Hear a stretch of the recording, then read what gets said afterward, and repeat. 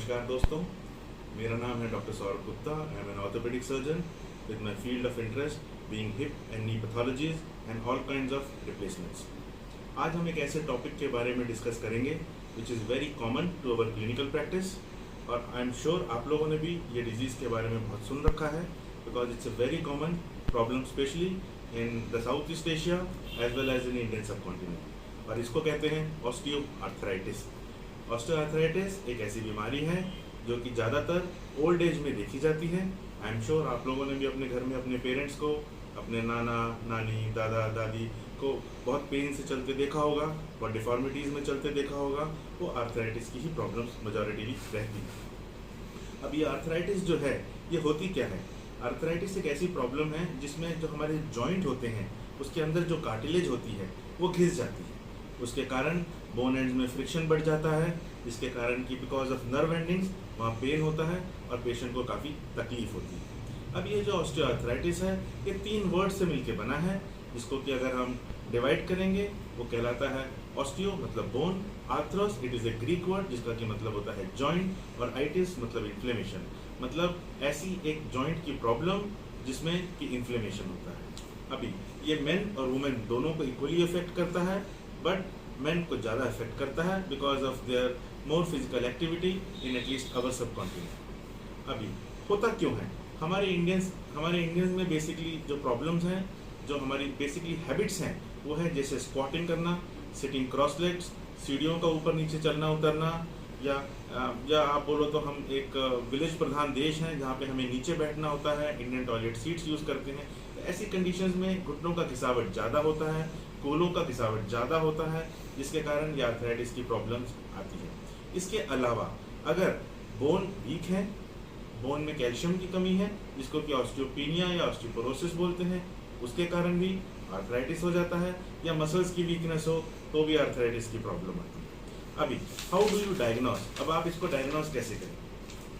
Diagnosis से पहले symptoms क्या हैं? पेशेंट हमारे पास क्लिनिकल प्रैक्टिस में आता है एंड कंप्लेन्स ऑफ पेन, तो पेन वो एक पहला सिम्टम है जो हमें इवेल्युएट करना होता है। आर्थराइटिस के पेशेंट्स में पेन जो होगा वो घुटने के अंदर की तरफ होता है, क्योंकि वो बेसिकली वेट बेरिंग एरिया हो जाता है। पेशेंट और आगे कंप्लेन करता है कि सूजन है घुटने के अंदर, बिकॉज घुटने के अंदर की जो गद्दी है और जो साइनोवियम बोलते हैं उसमें सूजन आ जाती है, इन्फ्लेमेशन आ जाता है, उसके कारण बाहर आपको जॉइंट पे सूजन दिखती है और दर्द हो जाता है पेशेंट को। उसके अलावा घुटने के पीछे की तरफ जकड़न होती है और घुटना पूरी तरीके से नहीं मुड़ पाता, जिसको कि हम बोलते हैं decrease in range of motion. जब भी आप डॉक्टर के पास जाएंगे, आपकी इस डायग्नोसिस को बनाने के लिए डॉक्टर आपको क्लिनिकली एग्जामिन करेगा, साथ साथ आपके कुछ एक्सरेज करवाएंगे। एक्सरेज जो होते हैं बेसिकली एपियो लैटरल व्यूज में होते हैं और ये स्टैंडिंग एक्सरेज होते हैं, ये वेट बेरिंग फिल्म्स होती हैं, जिसके कारण कि एक करेक्ट पिक्चर हमें मिल सके, जिससे कि प्रॉपर डायग्नोसिस बन सके। उसके अलावा अगर आपके डॉक्टर को लगता है कि कुछ ब्लड टेस्ट की भी ज़रूरत है to rule out other causes of arthritis, तो वो भी करवाए जाते हैं। इसके अलावा एक बार जब एक्सरेज हो जाते हैं आपके, तो उसके बाद एक्सरे में क्या दिखता है? It is a very specialised thing जो कि एक्सपर्ट आइज देख पाती हैं कि एक्सरे के अंदर जो जोड़ होता है उसके अंदर जो स्पेस होती है वो रिड्यूस हो जाती है, जिसको कि हम बोलते हैं narrowing of the joint space, या कच्ची हड्डियां बन जाती है। वो जो बॉडी का ही एक अपना फिनोमिना है, हीलिंग का रिपेरेटिव मैकेनिज्म होता है, उसमें कच्ची हड्डी बन जाती है जिसको ऑस्टियोफाइट बोलते हैं। ऑस्टियोफाइट बनने के कारण रेंज ऑफ मोशन में भी डिक्रीज हो जाता है और साथ साथ पेन भी बढ़ जाता है, क्योंकि वो साइनोवियम को और नर्व एंडिंग को स्ट्रेच करता है। अभी coming down to the treatment part of arthritis, इसके लिए जैसे मैंने बताया कि जो कारण है हमें उन कारणों को हमें सॉल्व करना पड़ेगा। जैसे लाइफस्टाइल मॉडिफिकेशन, अगर मोटापा बहुत ज़्यादा है जिसके कारण आर्थराइटिस आ रही है तो वेट रिडक्शन करना पड़ेगा। और अगर हम नीचे बैठते हैं, ज़्यादा उकड़ू मार के बैठते हैं, सीढ़ी ज़्यादा चढ़ते उतरते हैं, या इंडियन टॉयलेट सीट ज़्यादा यूज़ करते हैं, तो इन एक्टिविटीज़ को हमें रिस्ट्रिक्ट करना पड़ेगा। इसके साथ साथ हमें physiotherapy which is a very very crucial part in treatment of arthritis patients, specially quadriceps exercises and hamstring exercises. जब आप इस प्रॉब्लम्स के साथ अपने डॉक्टर से मिलेंगे, वो आपको कुछ एक्सरसाइज रिकमेंड करेंगे और वो एक्सरसाइज आप रिलीजियसली करेंगे तो आपकी मसल्स और बोन स्ट्रेंथन होंगी, जिससे कि आपको पेन में और इसमें आराम मिलेगा। उसके अलावा कुछ एक्टिविटीज़ ऐसी हैं जो कि आपने नहीं करनी है, वो डॉक्टर आपको बताएंगे। अगर लाइफस्टाइल मॉडिफिकेशन से भी आराम नहीं आता है तो आपके डॉक्टर आपको कुछ पेन किलर्स देंगे, बोन स्ट्रॉन्ग करने के लिए कैल्शियम, विटामिन डी, कुछ ब्रेसेस दिए जाएंगे। अगर इनसे भी आराम नहीं आता है तो there are procedures like injection of hyaluronic acid और स्टेरॉइड्स, जो कि एक बड़ी स्पेशलाइज्ड टेक्निक से आपके घुटने के अंदर डाल दिया जाता है, जिससे कि दर्द, सूजन कम हो जाती है और आपको आराम मिलता है।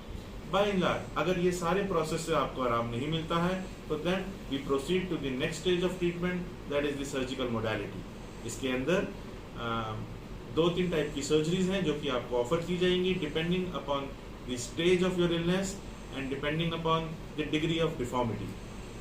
जैसे कि एक होता है जॉइंट प्रिजर्विंग सर्जरी, जैसे कि इसको कहते हैं हाई टिबियल ऑस्टियोटमी। इसके अंदर आपका जोड़ वही रखा जाता है जो है, लेकिन कुछ जहाँ से एंगुलेशन है, कुछ हड्डी को निकाल के उसमें प्लेट लगा के आपके जोड़ को सीधा कर दिया जाता है। जो मैकेनिकल एक्सिस आपकी खराब हो गई है हम उसको रिस्टोर कर देते हैं, जिससे कि आप एक पेन फ्री लाइफ जी सकते हैं। अगर आपका एडवांस स्टेज आ गया है and STO will not help, then total joint replacement is the option of today, जिसके अंदर की आपके जो घुटने के वो हिस्से जो कि खराब हो गए हैं, जो चले गए हैं, उसको हम वहाँ से निकाल देते हैं और एक मेटल कंपोनेंट होता है हम आपके जोड़ों में फिक्स कर देते हैं, जिससे कि पेन नहीं होगा, सूजन नहीं होगी और एक पेन फ्री, एक खुशहाल जिंदगी आप करीबन अगले 15 से 20 साल तक उन जॉइंट्स के साथ जी सकते हैं। हाँ, इन जॉइंट्स के साथ कुछ लिमिटेशंस होती हैं, जैसे कि आप फिर भी आप आलती मालती डाल के ज़्यादा नहीं बैठ पाएंगे, आप उकड़ू मार के नहीं बैठ पाएंगे, बट आज साइंस के ज़माने में ऐसे हाई फ्लेक्स नीज हमारे पास अवेलेबल है कि आप फिर भी स्क्वाट करना चाहें तो कर सकते हैं। मैं उम्मीद करता हूं कि मैंने आपको इस टॉपिक पे काफ़ी सारी नॉलेज देने की कोशिश करी है।